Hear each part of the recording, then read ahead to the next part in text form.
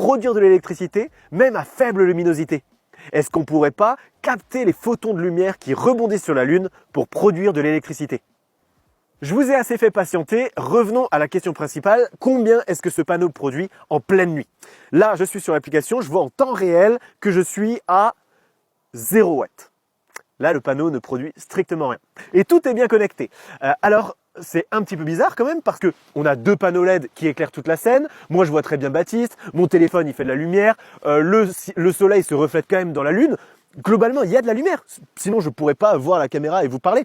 Donc, comment ça se fait que je suis à 0 watts? Pourquoi les photons n'arrivent pas à exciter mon silicium?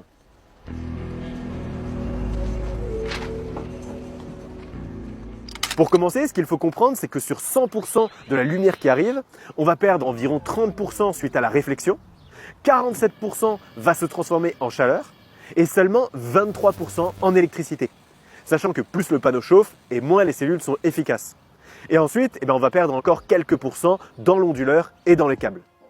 Même si on branche un panneau LED de 28 watts et qu'on le met en pleine tronche du panneau solaire, sur l'application, je vois que je produis 0 watts. Même un gros panneau solaire n'arrive pas à produire un seul watt d'électricité. Alors, si je m'étais branché avec un multimètre derrière le panneau solaire, peut-être que j'aurais pu voir quelques watts produits, mais de toute façon, l'onduleur, même si Zendur a mis en place une technologie où il s'active même à faible luminosité, en fait, 28 watts, c'est trop faible pour ne serait-ce que activer le micro-onduleur. Donc la réponse est claire, en pleine nuit, même si tu as tout un tas de réflexions du soleil sur une pleine lune, impossible de produire ne serait-ce qu'un watt. C'est pas rentable. Malgré cet échec, des scientifiques travaillent vraiment sur des panneaux qui pourraient fonctionner sans soleil. Mais ça n'a rien à voir avec des cellules photovoltaïques. Ces panneaux triboélectriques utiliseraient plutôt un phénomène qu'on connaît tous, l'électricité statique. L'objectif, ce serait de capter l'électricité statique créée par les gouttes de pluie qui tombent sur le panneau. Multiplier cette petite charge électrique par des millions et des millions de gouttes et hop, on n'a plus une charge mais un courant électrique. Aujourd'hui, ces panneaux ne produisent pas assez d'énergie pour être rentables, mais ça fonctionne.